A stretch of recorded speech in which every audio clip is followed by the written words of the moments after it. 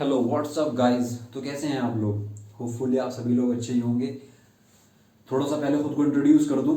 This is Mohammed Shoaib Ibrahim and basically I belongs to civil engineering background. So guys, this is my first video on YouTube channel and the main reason behind this video कि whatever the knowledge I have related with civil engineering I want to share with you guys. Okay, तो आज जो हम subject start करने वाले हैं वो करने वाले हैं फ्लूइड मैकेनिक्स। तो सबसे पहले हम जानेंगे कि फ्लूइड क्या होता है। देखो गाइस, जो हमारा फ्लूइड मैकेनिक्स सब्जेक्ट है ये हमारा सिविल और मैकेनिकल में दोनों में ही कॉमन सब्जेक्ट है और जो जिसकी एक अपनी ही अलग ही वैल्यू है।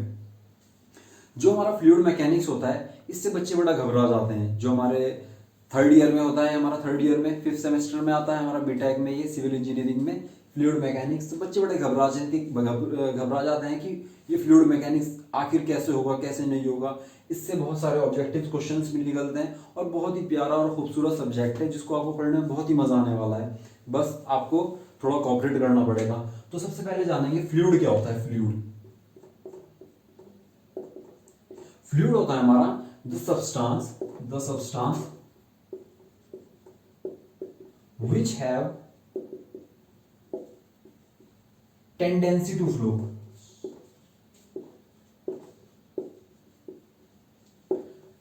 कोई भी सब्सटेंस है आपका जिसके पास बहने की, फ्लो करने की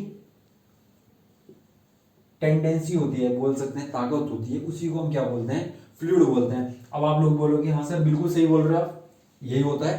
तो एग्जांपल आप सबसे पहले क्या दोगे? आप फ्लूइड को सबसे पहले एग्जांपल आप क्या दोगे? लिक्विड। और क्या हो सकता है हमारा? फ्लूइड। और हमारा क्या है? अब आप गैसेस को देखिए, गैसेस भी तो फ्लो करती है ना इजीली। गैसेस फ्लो करती है या नहीं करती? आप लोग देखो, अभी आप लोग, मैं क्या है कैमरे के सामने बोल रहा हूं लेकिन मैं कैमरे को ही कंसीडर क्या कर रहा हूं? आप लोगों को मैं कैमरा कंसीडर कर रहा हूं। स्टूडेंट मेरे सामने भी फिलहाल नहीं बैठे हुए तो मैं कैमरे को ही स्टूडेंट कंसीडर कर रहा हूं। ठीक है, तो सबसे पहले एग्जाम्पल लिक्विड हो गया। और क्या हो सकता है? एयर, जिसको आप गैसेस भी बोल सकते हैं। ये तो हो गया आपका फ्लूइड की definition. But substance which have tendency to flow on applying, देखो इसके बाद क्या है? ऑन अप्लाइंग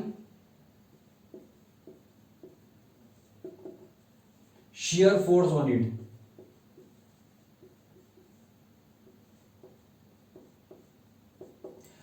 अब जो सब्सटेंस पे अगर क्या करना है, सब्सटेंस अगर फ्लो करेगा तो फ्लो कैसे करेगा? वो कुछ ना कुछ उस पे एक्सटर्नल फोर्स तो लगानी पड़ेगी ना। तो एक्सटर्नल फोर्स कौन सी होती है? वो एक्सटर्नल फोर्स शेयर फोर्स ही होती है। शेयर फोर्स को और आप क्या बोल सकते हैं? यहाँ पे टेंजेंशियल फोर्स भी बोल सकते हैं।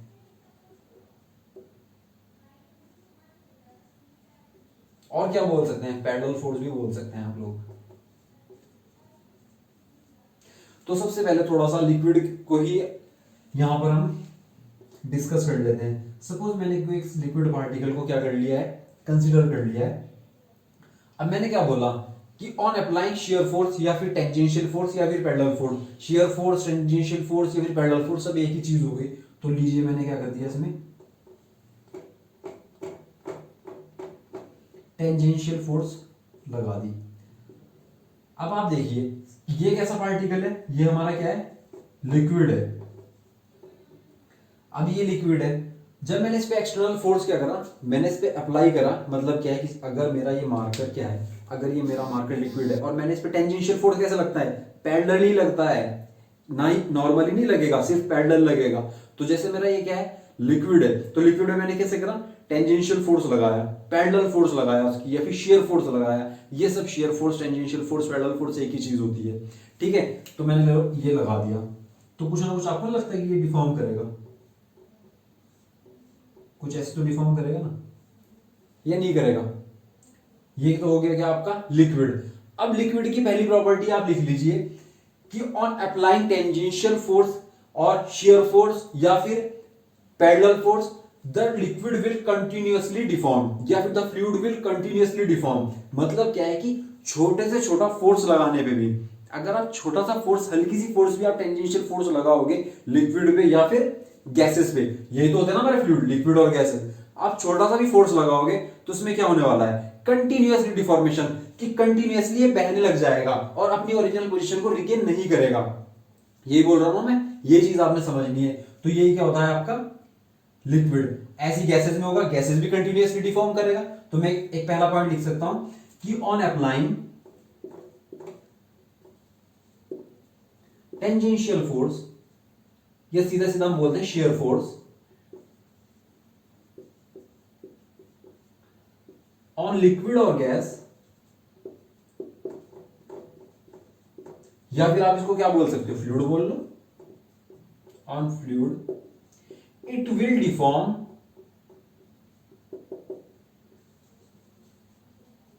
कंटिन्यूअसली। कंटिन्यूअसली ये क्या करेगा, डिफॉर्म करेगा।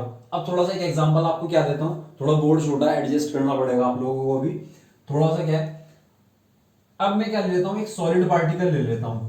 कैसा पार्टिकल लिया, ये कौन सा था, लिक्विड था। अब मैंने क्या ले लिया, सॉलिड पार्टिकल। अरे आप ये भी तो बोल सकते हो ना कि सर जब आपने लिक्विड पे ऐसे फोर्स लगाया तो कंटिन्यूअसली डिफॉर्म कर रहा है, गैस पे आपने फोर्स लगाया टेंजेंशियल, वो भी कंटिन्यूअसली डिफॉर्म कर रहा है, तो सर सॉलिड बचा, सॉलिड में क्या होगा, आप लोगों के दिमाग में क्वेश्चन आ रहा होगा ना। तो यहां आप ये देख लो क्या होगा। लो मैंने क्या करा, इसमें टेंजेंशियल फोर्स लगा दी। टेंजेंशियल फोर्स लगाने पे क्या करेगा, ये भी कुछ ना कुछ डिफॉर्म करेगा। भाई पहले ही ऐसी पोजीशन में था तो कुछ ना कुछ क्या करेगा, ऐसे डिफॉर्म ही तो करेगा। लेकिन सॉलिड में क्या होगा, ध्यान रखना, लिख लीजिए इसको चाहे, कि on applying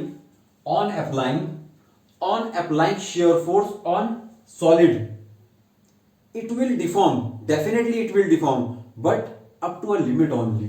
It will deform, continuously deform नहीं करेगा ये। जैसे क्या कर रहा है सॉलिड और लिक्विड, का कंटिन्यूअसली डिफॉर्म करने लगा, हल्की सी फोर्स लगाई आपने, छोटी सी फोर्स लगाई, कंटिन्यूअसली डिफॉर्म कर रहा है। ये नहीं करेगा कंटिन्यूअसली डिफॉर्म, ये क्या करेगा, इट विल डिफॉर्म। डिफॉर्म का मतलब समझ रहे हैं ना, अपनी साइज को या शेप को चेंज करना, ठीक है। It will deform up to a limit only, एक लिमिट तक ही डिफॉर्म करेगा ये, ठीक है। बताओ ये चीज समझ में आई या नहीं आई सभी लोगों को।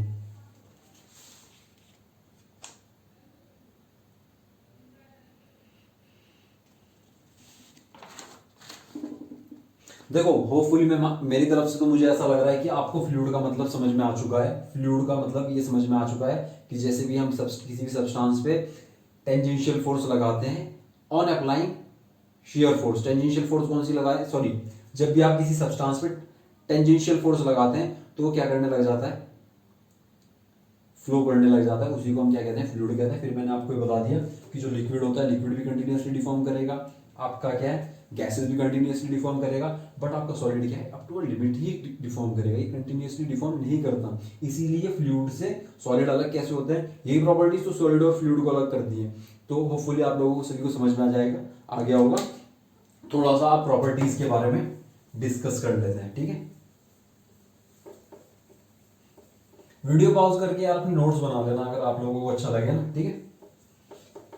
और अगर आप लोगों को अच्छा लगे तो फिर मुझे कमेंट्स वगैरह करके बताना कमेंट सेक्शन में, कि फिर मैं इस तरीके की वीडियोस और बना दूंगा, ठीक है।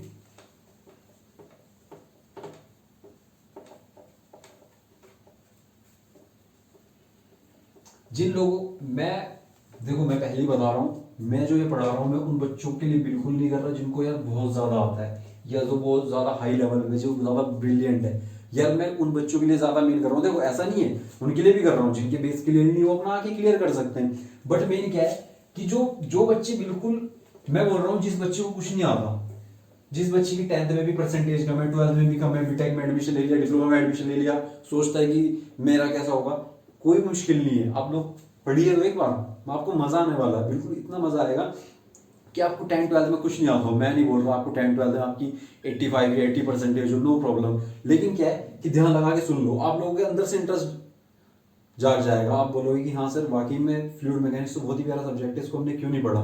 जिन लोगों ने अपना ऑलरेडी पढ़ लिया है, जो लोग पढ़ रहे हैं वो तो पढ़ ही लो, कोई मुश्किल नहीं है, ठीक है। थोड़ा सा बात कर लेते हैं properties of fluid. Properties of fluid, तो पहली प्रॉपर्टी क्या होती है हमारी, आप लोगों ने सभी ने सुना होगा, डेंसिटी। डेंसिटी जिसको हिंदी में क्या बोलते हैं, कुछ देखो हिंदी में इसको क्या बोलते हैं, कुछ घनत्व बोलते हैं, घनत्व कुछ ऐसी लिखते हैं, थोड़ा स्पेलिंग में मिस्टेक हो गया होगा, देखो ये चीजें मत ज्यादा माइंड करना, ठीक है। देखो डेंसिटी का क्या मतलब होता है, डेंसिटी को जो हम डिनोट करते हैं वो किससे करते हैं, रो से, रो से। तो डेंसिटी रो, इसका फॉर्मूला होता है density is equals to mass upon volume. ठीक है, अब मास की यूनिट क्या होती है, मास की यूनिट क्या होती है, जब हम मास को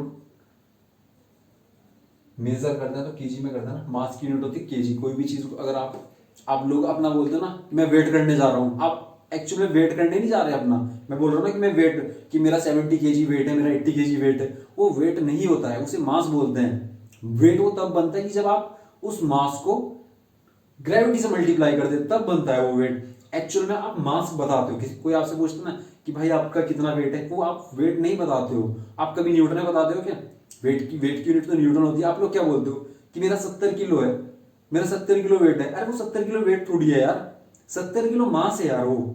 ठीक है, तो मास की यूनिट क्या होती है केजी, और वॉल्यूम की यूनिट क्या होती है मीटर क्यूब। सभी को पता है मीटर क्यूब कैसे होती है, देखो इधर देख लीजिए, इधर volume is equals to, volume क्या होता है L into B into H. Length की यूनिट क्या होती है मीटर, ब्रेथ की यूनिट क्या होती है मीटर, हाइट की यूनिट क्या होती है मीटर। तो क्या बन गया है मीटर क्यूब। ठीक है, तो केजी पर मीटर क्यूब। तो कोई अगर आप लोगों से पूछे कि what is the unit of density, तो आप सीधा बोल देना यार किलोग्राम पर मीटर क्यूब। कितना भी नहीं पता क्या यार, मुश्किल नहीं है ना ज्यादा, कोई हार्ड नहीं लग रहा होने का, बिल्कुल सही बात है। तो अब थोड़ा सा डेंसिटी को समझ लेते हैं क्या होता है। ठीक है, सपोज मैंने क्या करा, एक कंटेनर ले लिया, एक नहीं मैंने 2 कंटेनर ले लिए।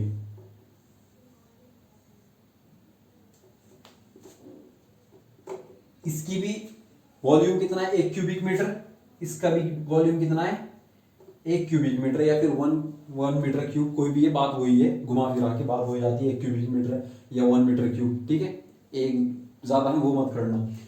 तो अब मैंने क्या करा, इसमें मैंने क्या करी, सॉइल फिल कर ली। इसमें मैंने क्या फिल करी, सॉइल, कोई सी भी सॉइल ले लो आप शुरू में। इसमें मैंने क्या फिल करा, इसमें मैंने फिल कर दिया कॉटन। कॉटन समझते हो ना, रुई। अब आप मुझे ये बताइए कि जब मैंने सॉइल फिल करी, इस एक ही क्यूबिक मीटर में फिल करनी है, ये भी 1 क्यूबिक मीटर का कंटेनर है, ये भी 1 क्यूबिक मीटर का कंटेनर है, ज्यादा किस में आया होगा, कौन सी चीज इनमें से ज्यादा आई होगी भाई, जिनके पार्टिकल नजदीक नजदीक हैं वो तो ज्यादा आई होगी ना। अगर इसका वेट करोगे इसका वेट ज्यादा निकलेगा, इसका वेट करोगे इसका वेट कम निकलेगा। क्यों कम निकलेगा, क्योंकि जो सॉइल के पार्टिकल्स हैं हमारे बहुत ज्यादा नजदीक नजदीक हैं, वो बहुत ज्यादा क्या है, वो क्लोजली पैक है, ये बहुत ज्यादा क्लोजली पैक है। इट मींस कि ये बहुत ज्यादा डेंस है। इसी क्लोजली पैक होने का मतलब ही, क्लोजली पैक होने का मतलब ही क्या होता है, डेंसिटी होती है, मोर डेंस। इट मींस ये क्या है हमारा, मोर डेंस, ज्यादा नजदीक नजदीक है। अब आप कॉटन ले लीजिए, कॉटन कैसी होती है, फुली फुली सी नहीं होती, आपने देखा होगा, बिल्कुल ऐसे दबा दें आप, फुली फुली सी होती है, वो एकदम से बाहर को आ जाती है। अब आपने कॉटन का जब इसका वेट करोगे, इससे तो कम आएगा ना भाई, सॉइल वाले कंटेनर से तो कम ही आएगा ना इसका वेट। इट मींस कि जो इसके पार्टिकल हैं वो दूर दूर होंगे, दूर दूर होंगे ना यार, बोलो बोलो। तो इसका मतलब क्या है कि जो इसके पार्टिकल्स के अंदर जो अट्रैक्शन है वो क्या है, अट्रैक्शन कम है, वो दूर दूर है। जब दूर दूर है तो ज्यादा वॉल्यूम को कवर करेंगे, it means less dense. Density क्या होगी इसकी, कम होगी। और क्या हो सकता है,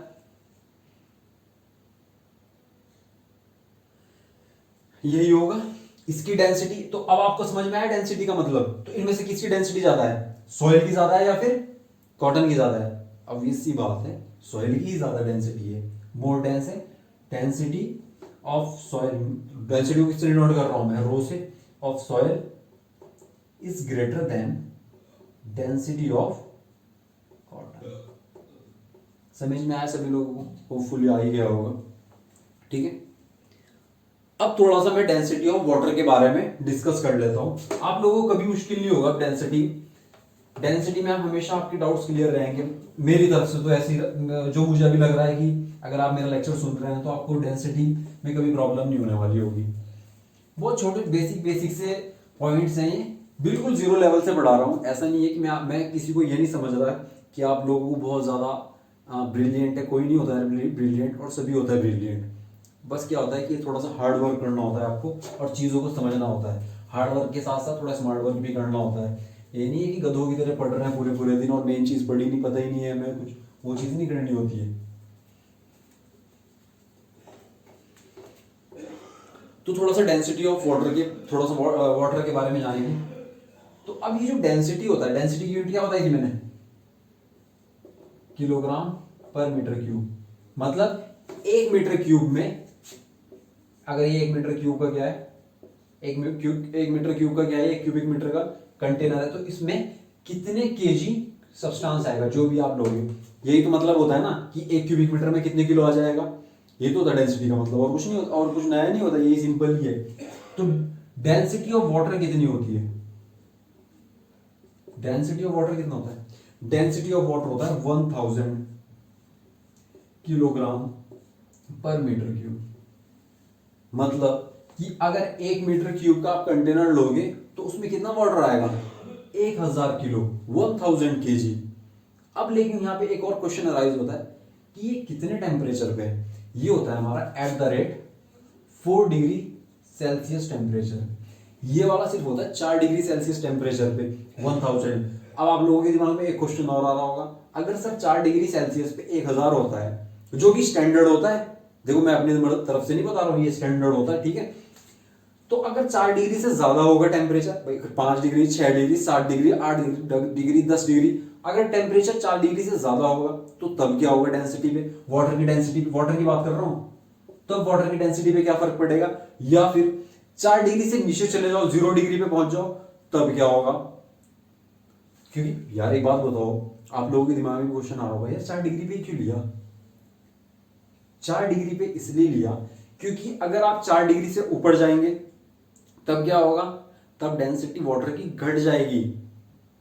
जब आप 4 डिग्री से नीचे जाओगे, बिलो 0 डिग्री जाओगे, तब भी डेंसिटी घट जाएगी। सिर्फ एक 4 डिग्री टेम्परेचर ही ऐसा है कि जिसपे ये 1000 रहती है, इसलिए इसको क्या माना गया है, स्टैंडर्ड माना गया है। बताओ समझ में आ गया होगा ना, ये नहीं आया। अब बात कर लेते हैं कि इफ वी गो अबव, पहला पॉइंट बनता है यहां पर, if we go above 4 degree Celsius temperature, अगर 4 डिग्री सेल्सियस से ऊपर जाएंगे, 5 डिग्री, 6 डिग्री। अब देखिए आप, थोड़ा सा मैं आपको ऐसी प्रैक्टिकली समझाता हूं। 4 डिग्री पे इन्होंने कितना बताया, 1000 किलोग्राम पर मीटर क्यूब। और मैं बोल रहा हूं कि अगर 4 डिग्री से ऊपर जाएगी तो डेंसिटी घट जाएगी। मतलब क्या है कि जो उसका घनत्व है, जो क्लोजली पैक्ड पार्टिकल्स हैं या मॉलिक्यूल्स हैं, वो क्या हो जाएंगे, लूज होने लग जाएंगे। मतलब क्या है कि उनका फोर्स ऑफ अट्रैक्शन, देखो कोई भी चीज है, अगर आपके हाथ के अंदर, ये आपका जो हाथ है, या फिर आप कोई सॉइल ले लीजिए, अगर सॉइल एक दूसरे में टाइटली पैक्ड है तो क्यों पैक्ड है वो, क्यों पैक्ड है वो पैक्ड इसलिए है, वो एक फोर्स ऑफ अट्रैक्शन की वजह से है। तो इट मींस क्या है कि अगर आप 4 डिग्री से ज्यादा टेम्परेचर, 4 डिग्री से ज्यादा टेम्परेचर बढ़ाओगे तो इट मींस क्या है, आप हीट ही तो दे रहे हो ना। तो क्या होगा कि जो वाटर के मॉलिक्यूल्स हैं, जो ये वाटर के मॉलिक्यूल जो क्या है, पहले टाइटली पैक्ड थे, इनका जो बॉन्ड है वो टूटने लग जाएगा। जैसे आप चाय बनाते हो, पानी को उबालते हो, पहले आप क्या करते हो, पानी को रखते हो, शुरू में क्या वाटर ऐसे ही रखा रहता है, थोड़ी देर के बाद क्या होता है, उसके अंदर उबाल आना स्टार्ट हो जाता है। जब उबाल आने स्टार्ट होते हैं तो उसका जो बॉन्ड था, वो बॉन्ड क्या होता है, टूटने लग जाता है, और फिर क्या होता है, वो वेपर्स बनने लग जाती है। ऐसी तो होता है ना। और फिर आपने देखा होगा कि वो कभी कभी झाग ऐसे ऊपर भी आ जाती है निकल के, वॉल्यूम बढ़ जाता है लेकिन डेंसिटी घट जाती है। कभी कभी दूध उबाला होगा आप लोगों ने, जब दूध उबालते हैं तो क्या करते हैं, थोड़ी देर के बाद मम्मी क्या बोलती है, कहीं दूध ऊपर ना निकल गया होगा। तो जब वो दूध ऊपर निकलता है तो इसका मतलब क्या है कि पहले तो वो, जब आपने शुरू में दूध रखा था, सपोज आपने क्या है, एक कंटेनर में रख लिया, क्या बोलते हैं उसको, पैन वैन बोलते हैं, पैन में रख लिया आपने, दूध को रख लिया। उस टाइम तो गिर नहीं रहा था, लेकिन थोड़ी देर के बाद जब हमने उसको उबाल किया तब क्यों गिर रहा है वो, यार दूध तो उतना ही था, कहीं और से थोड़ी आ गया उसके अंदर दूध, नहीं डाला ना, और दूध थोड़ी देर के बाद क्या होता है, वो दूध जो है हमारा बाहर निकल रहा है। क्यों निकल रहा है, क्योंकि जब हमने टेम्परेचर बढ़ाया, टेम्परेचर बढ़ाने पे क्या होगा, हमारा जो हमारे मॉलिक्यूल्स हैं वो क्या होने, उनका जो कोहेजन था एक दूसरे में जो चिपके हुए थे, उनका कोहेजन टूटने लग गया, फोर्स ऑफ अट्रैक्शन टूटने लग गया, और वो दूर दूर भागने लग गए। जब दूर दूर भागने लग गए तो वो कंटेनर से बाहर निकल गए। यही तो होता है। तो मैं आप लोगों को यही समझा रहा हूँ कि जब 4 डिग्री से ऊपर जाएंगे तो जो ये इसका फोर्स ऑफ अट्रैक्शन है ना, फोर्स ऑफ अट्रैक्शन, ये क्या होने लग जाता है, ब्रेक होने लग जाता है। और जब ये ब्रेक होगा तो इसकी क्या है, अगर ये पहले 1 क्यूबिक मीटर में था तो जो ये क्या है यहाँ से बाहर निकलने लग जाएंगे, बाहर निकलने लग जाएंगे तो क्या होगा, डेंसिटी घट जाएगी, घनत्व क्या था, फोर्स ऑफ अट्रैक्शन क्या हो जाएगा, इसका घट जाएगा। इसलिए तो बोलते हैं अगर हम 4 डिग्री से ऊपर जाएंगे तो डेंसिटी क्या हो जाती है, density will decrease.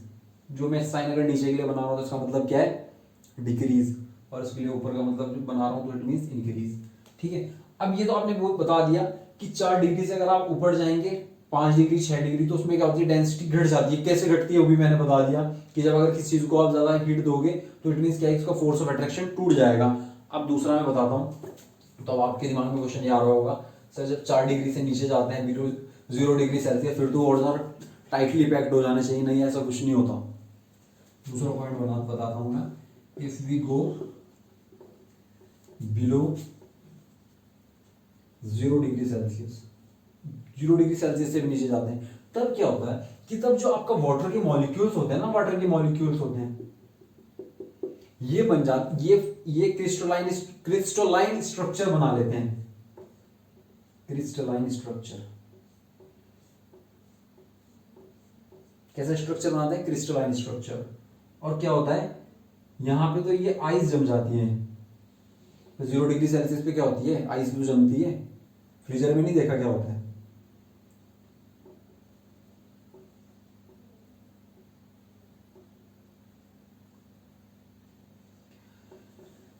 0 degree Celsius पे ये तो आइस जम गई। देखो ये जो मैंने ब्लैक ब्लैक डॉटेड बना रखे हैं ये सब आइस है, ये सब आइस है। और बीच में जो ये खाली स्पेस है ना, यहाँ पे भर जाती है ऑटोमेटिकली एयर। तो अब आप खुद ही देखिए कि जब ये आइस जम गई और बीच में एयर भर गई तो आपको नहीं लगता कि पहले अगर ये ऐसे था, सपोज 1 क्यूबिक मीटर ही ले लीजिए, यहाँ पे इसमें क्या था, वाटर था, और हमने क्या करा, इसका टेम्परेचर बढ़ाया नहीं, बढ़ाने पे तो ये हो गया, इसके जो क्या है मॉलिक्यूल्स कब टूट जाएंगे। हमने क्या करा, इस बार 0 डिग्री से भी कम चले गए, नीचे चले गए, 4 डिग्री सेल्सियस से नीचे चले गए। तो इसमें क्या है, आइस ही तो बन जाएगी ना 0 डिग्री सेल्सियस पे। तो आइस भी किस तरीके की, क्रिस्टल स्ट्रक्चर में बन जाएगी और बीच में उसमें ऑटोमेटिकली एयर फिल हो जाती है। इस तरीके से अगर आप 0 डिग्री सेल्सियस से नीचे जाओगे तो डेंसिटी क्या होती है, घट जाती है। तो इसीलिए तो हम बोलते हैं कि जो हमारा डेंसिटी ऑफ फ्लूइड कितनी होती है, या फिर मैं बोल सकता हूँ water 1000 kilogram per metre cube कितने टेम्परेचर पे, 4 डिग्री सेल्सियस पे लेते हैं। स्टैंडर्ड है, ये ध्यान रखना। चलो ठीक है, अगर वीडियो पॉज करके अपना नोट वगैरह कर लेना अपने हिसाब से। ठीक है, अपने नोट अपनी लैंग्वेज में बनाओ यार, वो हमेशा याद रहते हैं। कि कहीं से लोग हैं ना अगर मेडिसी वगैरह से, और उसे सोचोगे कि मैं पढ़ लूँ, बहुत मुश्किल होता है वो पढ़ना, क्योंकि हमें जब तक कोई पढ़ाएगा नहीं यार, हमें एक बार कोई गाइड नहीं करेगा तो बहुत मुश्किल हो जाता है यार। देखो वो सभी के लिए होता है, उसमें मैं भी हूँ, आप भी हो, सभी लोग हैं। अब एक बार पढ़ लोगे फिर मुश्किल नहीं है, इसलिए अपनी लैंग्वेज में बना लो, वो हमेशा याद रहता है। थोड़ा सा डेंसिटीज के बारे में पढ़ लेते हैं। क्वेश्चन आ जाता है कभी कभी, ऑब्जेक्टिव पूछ लेता है, इंटरव्यू में भी इवन पूछता है क्वेश्चन। डेंसिटी ऑफ वाटर कितना होता है सभी को पता होगा, 1000 kilogram per metre cube. Density of mercury, Ag mercury को बोलते हैं, कितना होता है 13,600 किलोग्राम पर मीटर क्यूब। और डेंसिटी ऑफ एयर ले लीजिए, ये होता है आपका 1.22। और डेंसिटी ऑफ सिविल इंजीनियर है यार, आरसीसी के बारे में तो पता ही होना चाहिए, क्वेश्चन पूछ लेते हैं आप लोगों से कि what is the density of RCC, कितना होता है 2500। मतलब क्या है कि 1 मीटर क्यूब का जब आप क्या करोगे, कोई भी एक क्यूब वगैरह बनाओगे ना, ये कोई भी चीज 1 क्यूबिक मीटर आप कंक्रीटिंग करोगे तो कितना आएगा वहां पे, आरसीसी रीइंफोर्स्ड सीमेंट कंक्रीट, कितना आएगा। उसमें स्टील भी है, खाली कंक्रीट नहीं। आरसीसी में जब बात करते हो तो स्टील भी आ जाता है हमारा, रीइंफोर्स्ड सीमेंट कंक्रीट। रीइंफोर्स्ड क्या हमारा स्टील ही तो है। 2500 किलोग्राम पर मीटर क्यूब। ठीक है, होपफुली सभी को पता चल गया होगा। तो पहली प्रॉपर्टी हमारी क्या खत्म हो गई, यहां पर क्या बताई मैंने आपको, डेंसिटी। अब आ जाते हैं सेकंड प्रॉपर्टी पे। सेकंड प्रॉपर्टी क्या है हमारी? सेकंड प्रॉपर्टी होती है हमारी यूनिट वेट।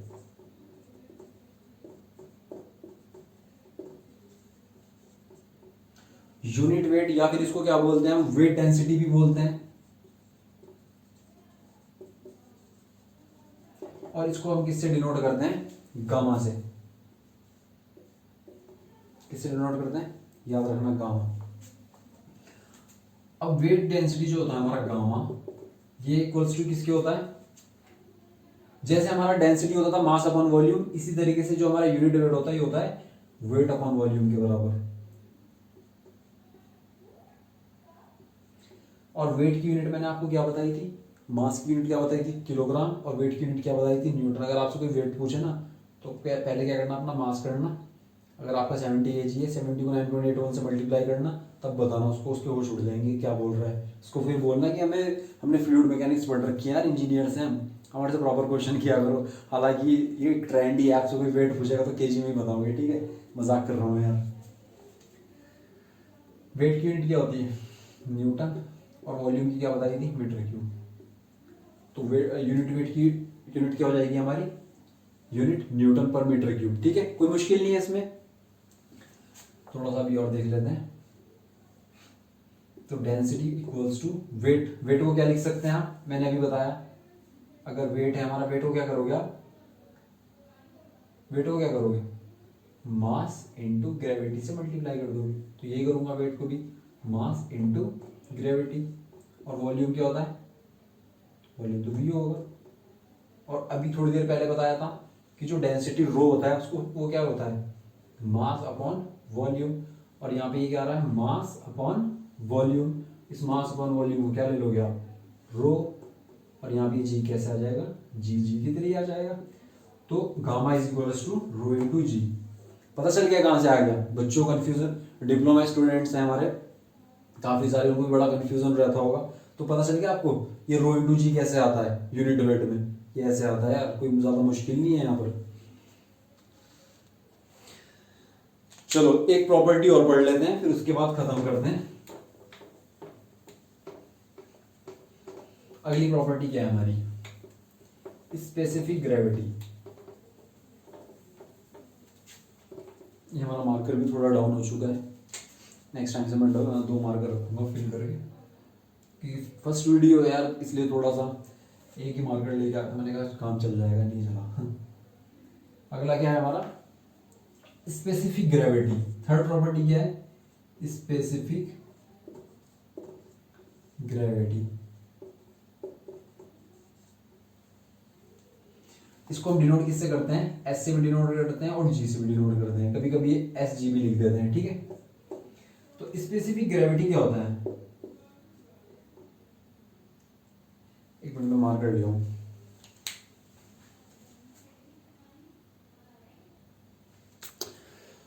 हाँ, तो हम क्या बात कर रहे थे? स्पेसिफिक ग्रेविटी के ऊपर, ठीक है? तो स्पेसिफिक ग्रेविटी क्या होता है हमारा?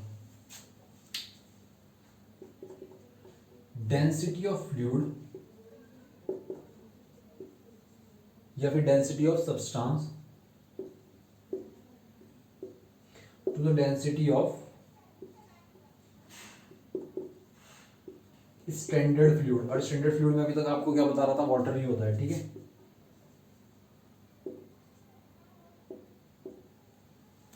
ठीक है, तो डेंसिटी की यूनिट क्या होती है?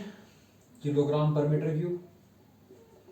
और डेंसिटी ऑफ स्टैंडर्ड फ्लूइड, इसकी यूनिट क्या होगी? Kilogram per metre cube.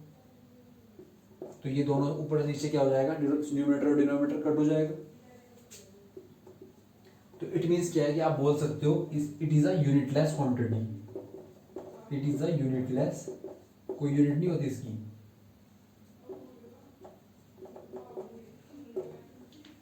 अब क्या है कि अब स्पेसिफिक ग्रेविटी सपोज हम किसकी निकालते हैं? देखो एक एग्जांपल देके बताता हूँ आपको। सपोज स्पेसिफिक ग्रेविटी आपसे पूछा गया मरकरी की। मरकरी क्या होता है? Hg होता है, ठीक है? यही होता है ना?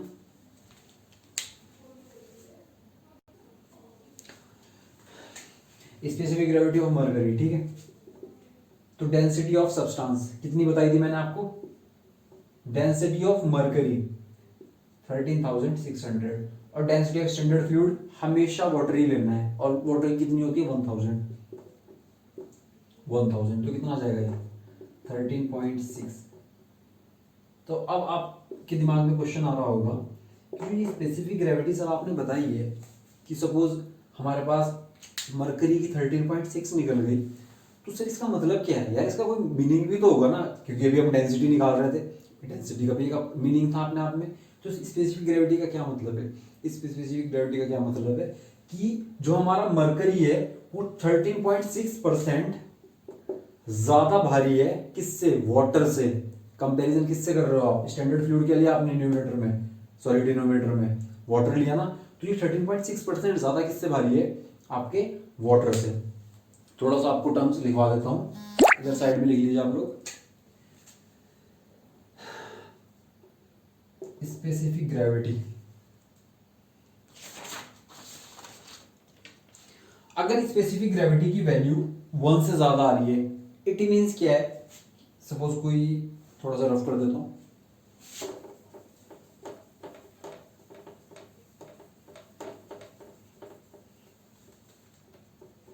अगर स्पेसिफिक ग्रेविटी की वैल्यू 1 से क्या आ रही है, ज्यादा आ रही है, तो जो जिसकी भी आप क्या निकाल रहे हो स्पेसिफिक ग्रेविटी, वो क्या हो जाएगी, वाटर के अंदर डूब जाएगी, सबमर्ज्ड इन वाटर। यार अगर तुम मरकरी को देख लो, मरकरी कितनी आई, 13.6 आई है, और वो 1 से ज्यादा है ना, तो जब पानी का एक कंटेनर लोगे ना, इसमें पानी पूरा फिल ऊपर तक फिल कर देना, और इसके अंदर मरकरी डालना, मरकरी इसके अंदर डूब जाएगी, सबमर्ज्ड इन वाटर। अगर स्पेसिफिक ग्रेविटी की वैल्यू 1 होगी, तो अगर 1 होगी तो क्या होगा, पार्शियली सबमर्ज्ड इन वाटर, आधी पानी में रहेगी और आधी हवा में रहेगी, पार्शियली सबमर्ज्ड इन वाटर। और लास्ट क्या बता बचा, अगर स्पेसिफिक ग्रेविटी की वैल्यू 1 से कम होगी तो क्या होगा, लास्ट में क्या बचा, जैसे आपका ऑयल होता है, ऑयल की स्पेसिफिक ग्रेविटी 1 से कम आती है, पॉइंट्स में आती है, तो इसका मतलब क्या है, और ऑयल को कभी पानी के अंदर डालना, ऊपर ऊपर फ्लोट करेगा, then float in water, float on water, sorry water पे ऊपर ऊपर वाटर पे फ्लोट करेगा। तो होपफुली मैं मान लूँ कि आप लोगों को सभी समझ में आ गया होगा, ठीक है। अगर गाइस देखो, आप लोग देखो, मेरा मेन रीज़न क्या है, बिल्कुल जीरो लेवल से पढ़ाना है। कोई ये नहीं है कि मैं सामने वाले को ये कंसिडर नहीं कर रहा हूँ कि उसको बहुत कुछ आता है, बिल्कुल जीरो लेवल से स्टार्ट करेंगे। होपफुली आपको सभी लोगों को समझ में आ रहा होगा। सिविल और मैकेनिकल का दोनों का ही क्या है, कॉमन सब्जेक्ट है, और बहुत ही इंपॉर्टेंट सब्जेक्ट है यार, और सच में बहुत ज़्यादा इंपॉर्टेंस है आपकी इस सब्जेक्ट की। तो अगर आप लोगों को समझ में आ रहा होगा, या फिर आप लोगों को मेरी वीडियो थोड़ी भी हेल्पफुल लग रही होगी, तो मुझे ज़रूर कमेंट करके बताना, फिर मैं आगे और वीडियोस बनाऊंगा। और लाइक, सब्सक्राइब और शेयर करना मत भूलना है, ठीक है। Okay, thank you.